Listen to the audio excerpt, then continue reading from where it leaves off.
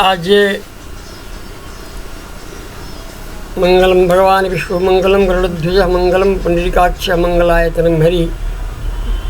माननीय सचिव महोदय, समादरणीय प्रधानाचार्य महोदय, छपरास्थ भारतेश्वरी मड़वारी संस्कृत महाविद्यालय छपरा के से प्राप्त निर्देशानुसार मैं डॉक्टर चंद्रनाथ त्रिपाठी महामारी वैश्विक महामारी कोविड-19 के क्रम में घर से कक्षाओं के संचालन क्रम में आज मैं अपने घर से ही उपशास्त्री कक्षा में काव्य दीपिका नामक ग्रंथ को विस्तारित करता हूँ। उनमें रस प्रकरण में अपने छात्रों को आज पढ़ाता हूँ।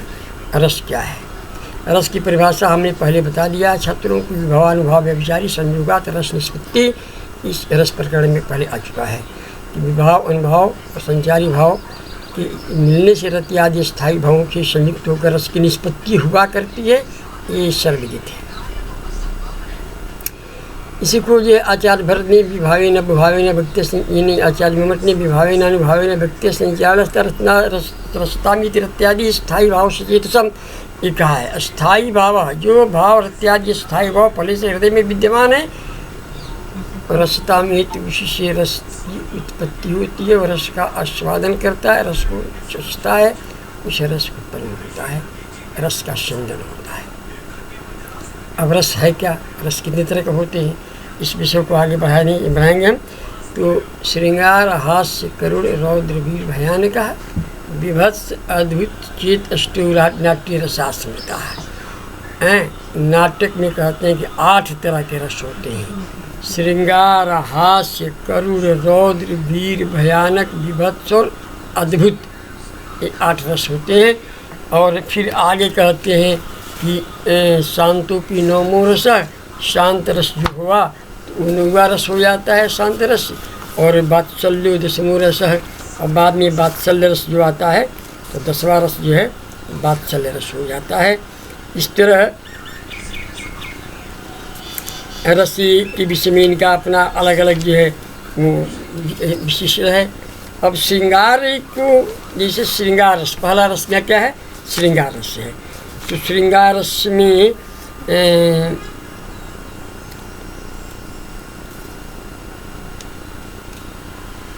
श्रृंगार रस की तरह किसी कहते हैं। तो श्रृंगार रस का उदाहरण देते हैं कि विवृणति शैलसुतापि भावम मंगै स्फुरत् बालक दम्भ कल्पैः साचीकृता चारुत्रेण पृष्ठौ मुखेन पर्यस्त विलोचनेन। ये कुमार संभव का ये श्लोक है, उदाहरण है। कुमार संभव में जो है पार्वती की तपस्या के समय का वर्णन है। तो उसमें अपने श्रृंगार रस का वर्णन करने के लिए जैसे महाकवि कालिदास ने जो श्रृंगार का वर्णन किया है, महाकवि कालिदास के तो समस्त काव्यों में ही श्रृंगार की भरमार है, श्रृंगार की महत्ता है। सब जगह जो है श्रृंगार ही श्रृंगार केवल दिखाई पड़ता है। जैसे श्रृंगार में भी 2 भेद हुआ करता है। केवल श्रृंगार से मतलब में श्रृंगार में भी 2 भेद होता है। एक संभोग श्रृंगार होता है और एक विप्रलम्ब श्रृंगार होता है। एक संभोग श्रृंगार होता है और एक विप्रलम्ब श्रृंगार होता है। तो उसमें संभोग श्रृंगार के भी बहुत से उदाहरण हो जाया करते हैं। संभोग श्रृंगार में बहुत से उसके उदाहरण होंगे। जैसे मान लीजिए अभिज्ञान शाकुंतलम में सरसिजमनिध्यम शैविलेनापि रम्यम, ये श्लोक जो है जो राजा जो कहता है वो श्रृंगार का ही उदाहरण है। या जो प्रेम पत्र लिखता है तो न जानी हृदय, वो शकुंतला अपने पति को प्रेम पत्र लिखती है। वो उसमें नलिनी के पत्र पर अपनी नक्शे तो न जानी हृदय पुनर्दिवापि रात्रावपि दहति, तो न जानी हृदय पुनर्दिवापि रात्रावपि निर्घृ बलियस्तपति वृत्तिमनोत्थान अंगानि, निर्घृ बलियस्तपति तो वृत्तिमनोत्थान्य अंगानि, तो न जाने हृदय मम पुनर्दिवापि रात्रावपि निर्घृ बलियस्तपति तो वृत्तिमनोत्थान्य अंगानि। तो ये स्पष्ट जो है वो संभोग श्रृंगार है। और पूरा मेघदूत जो है विप्रलम उत्तर में जो है विप्रलम श्रृंगार का जीता जाता जागता उदाहरण है। श्रृंगार में आचार्य विश्वनाथ ने कुछ उसको व्याख्यात किया बड़ी स्वरूप में।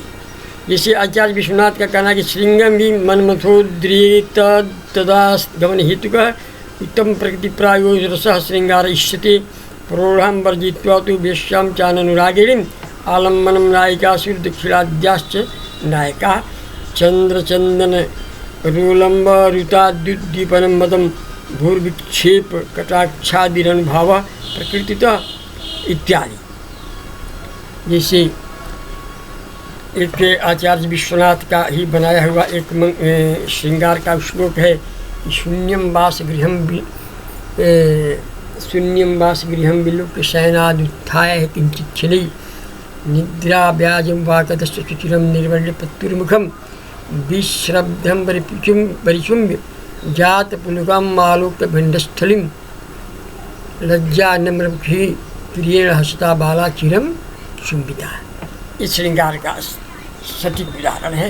कोई नायिका देखती है कि सामने कक्ष में उसका पति निद्रा व्याज उपागत सुचिरम निर्बल पितृमुखम शून्यम वासगृह देखती है कि वासगृह जिसमें पति सोया हुआ है शून्य है, कोई उसमें है नहीं, उस घर में अकेला है, वही सोया है। और शयनात् उत्थाय अपने शयन से कक्ष उड़ जाती है। किंचित क्षण ही निद्रा ब्याज उपागत निद्रा की ब्याज में बहाने में वो अपनी आंखों को बंद कर लिया है। निद्रा ब्याज उपागत सुचिरम निर्वीड त्रिमुखम अच्छी तरह से अपने पति के मुख का अवलोकन करती है और विश्रम धम परिचुम्य विश्वस्त पूर्वक वो अपने पति के मुख का चुम्बन करती है, चुमा लेती है। और उसके बाद से जात पुलकावली देखती कि उसके रोंगटे खड़े हो जा रहे हैं, पुलकावली हो जाए, उसके चेहरे पर पुलक बने रोंगटे खड़े हो जाते हैं इस तरह के चुम्बना लेने से। तो लज्जा नम्रमुखी वो लज्जा से मुख नीचे करके खड़ी हो जाती है और प्रिय हंसता बाला चुता अपने हंसते हुए प्रिय के द्वारा वो बाला बहुत देर तक चुम्बित होती है। यह आचार्य विश्वनाथ का ये श्रृंगार का सटीक उदाहरण है। यहाँ भी जो दिया है आचार्य कांडीचंद भट्टाचार्य ने लिखा है कि विवृणुति शैलसुतापि भावम अंगै स्फुरद बालकदम्ब कल्पै साचिकृताचार्य तृणे तस्थौ मुखेन परजस्त विलोचनेन।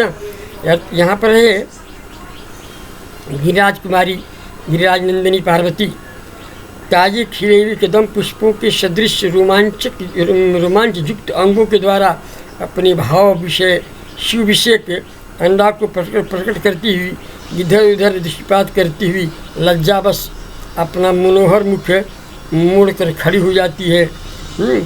और वो उसके अंदर ये भगवान शिव विषय का रोमांच है और लज्जावश मुख खड़ी होती है। यहाँ श्रृंगार रस है।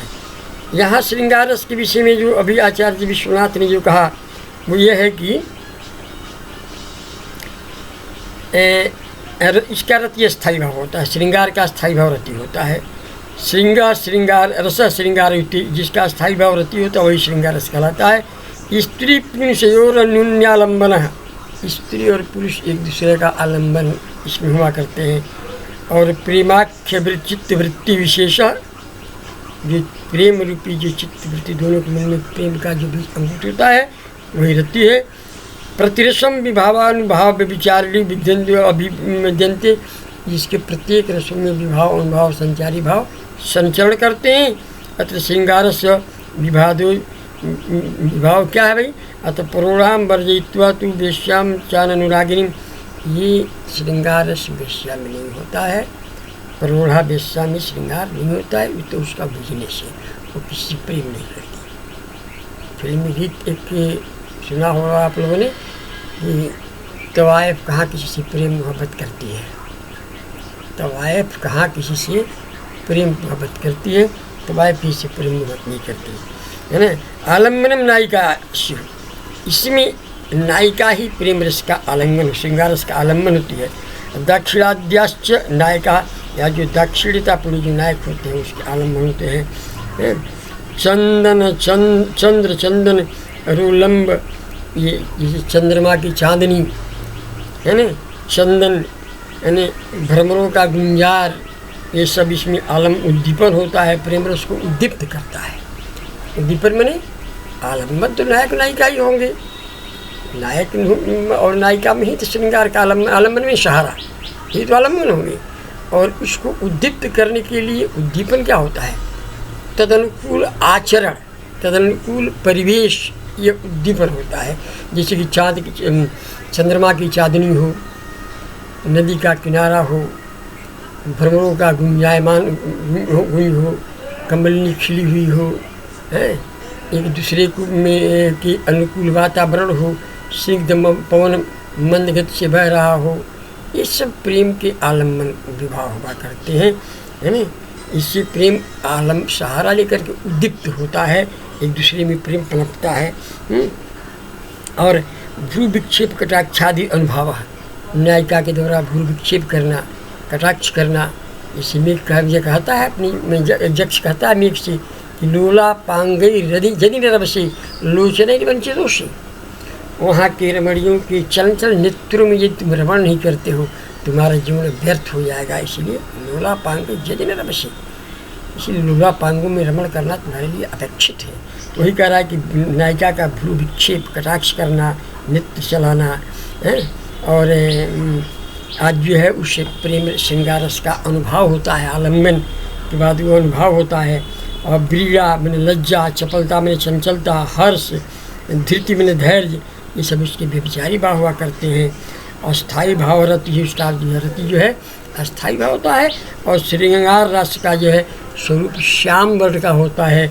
और श्रृंगार रस के देवता भगवान विष्णु होते हैं, है ना। तो ये श्रृंगार रस का स्वरूप हुआ। नेत्र भ्रू विक्षेप कर पर एक हमारे पूज्य गुरुदेव कहा करते थे कि सामने से यदि कोई नायिका आती है और उसके सामने आमने सामने कोई युवक है तो एक बार नेत्रों को उठाकर युवक को भर नेत्रों से देखती है। और देखने के बाद नायक चला जाता है दूसरी दिशा में, नायिका दूसरी दिशा में चली जाती है और पुनः एक बार उलटकर उस नायक को अपने नेत्रों से देखती है। तो गुरुदेव कहा करते थे कि जानते हो इसका अर्थ क्या हुआ? कहते थे कि नयन विशिखैर हत्वा गत्वा कतिचित पदानि हरणाक्षी, वह हरिणाक्षी नयन विशिखैर हत्वा अपने नेत्र रूपी बाणों से उस युवक को वेध डालती है।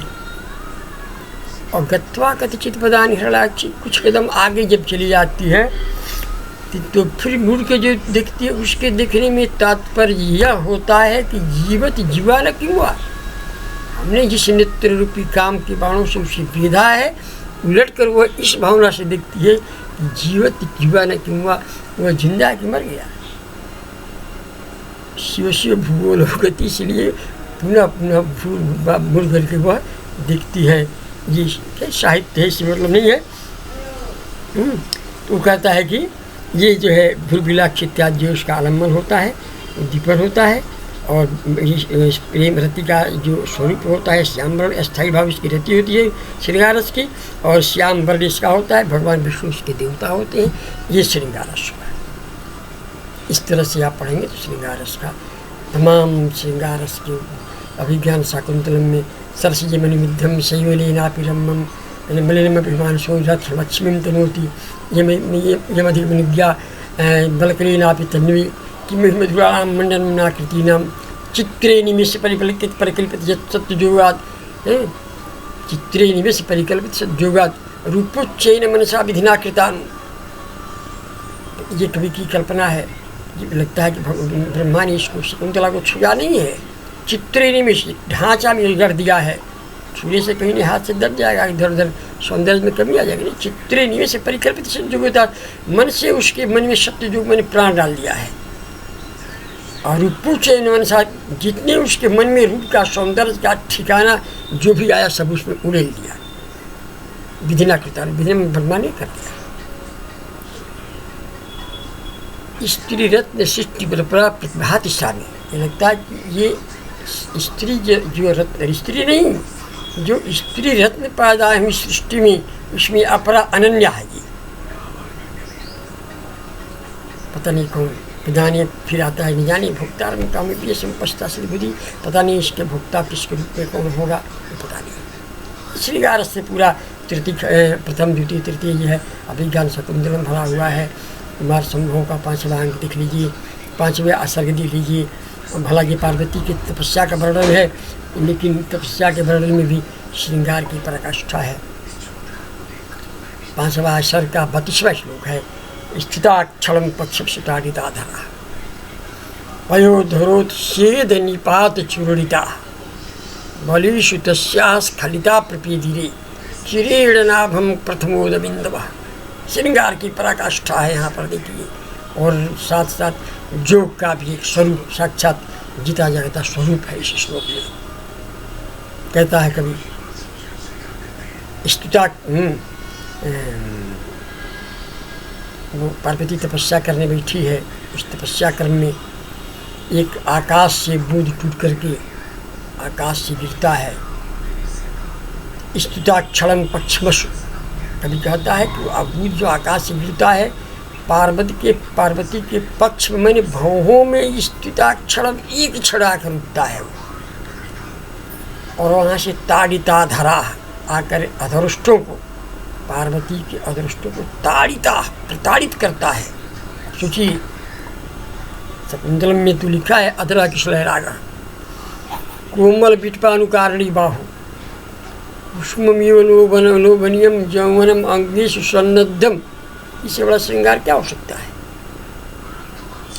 अधर क्या है? किशलय रागा, किशलय जो एकदम लाल लाल नवीन, इसको भोजपुरी में लाल टेश कहते हैं। नवीन जो पत्ते वृक्ष से तत्काल निकलते हैं, जो उसमें लालिमा होती है, वही लालिमा शकुंतला की अधरोष्ठों में है। अधरा किसले ला रहा है? कोमल विटपानुकारिणी बाहु, अत्यंत कोमल मुलायम जो विटप वृक्ष की टहनियाँ हैं, टहनियाँ उसके अनुकरण करने वाली इसकी भुजाएँ हैं। कुष्मीव लोभनीयम यौवनम, इसका जो यौवन है पुष्प के समान इसके अंगों में समृद्ध है, पिरोया गया है। कुष्मीव लोभनीयम यौवनम अंगेषु सन्निधम, इसके अंगों में इसकी जवानी है प्रस्फुटित हो रही है। इस प्रकार कहते हैं अभिज्ञान मेघदूत में कि पक्षमसु ताड़िता धरा, वो अब एक बूंदी है आकर के पार्वती के अदृष्टों को प्रताड़ित करता है। क्षणम पक्ष ताड़िता धरा पयोधरोत्सेद निपात चूड़िता, वह अदृष्टों से गिरा हुआ, अदृष्टों को प्रताड़ित करता हुआ वह प्रथमोद बिंदु पयोधरोत्सेद, जो पयोधरों का उच्छेद है, पार्वती के पयोधरों का जो उच्छेद है, ऊपर उठना है, जो काठिन्यता है, उस पर निपात में गिर के चूड़िता चूड़ चूड़ हो जाता है। इससे स्तनों की काठिन्यता द्योतित होती है। पयोधरोत्सेद निपात चूड़ा बलिषु तस्याः स्खलिता प्रपेदिरे, और उत्तम नायिकाओं में त्रिबली हुआ करती है पेट पर सामुद्रिक शास्त्र के अनुसार। तो बलिषु तस्याः स्खलिता, जो उस पैधरों पर जो है वो उच्छेद में गिर करके चूड़ हो जाता है, पैधरों के उच्छेद से उन्नतता से वो बुध उस पर गिर कर चूड़ चूड़ जाता है। तो वो क्रम से चिरीण नाभि प्रथमोद बिंदु, वो अपनी त्रिबलियों में घूमता हुआ बहुत देर के बाद वो पार्वती की नाभि में जाकर वह बूंद जो है समाहित होता है। ये श्रृंगार है, इसे श्रृंगार कहते हैं। ये श्रृंगार की पराकाष्ठा है जिसको महाकवि ने पिरोया है अपने काव्यों में। अस्तु, मैं कुछ ज़्यादा ही बोलूँगा। अब श्रृंगार के बाद हास्य करूँ को मैं दूसरे घंटे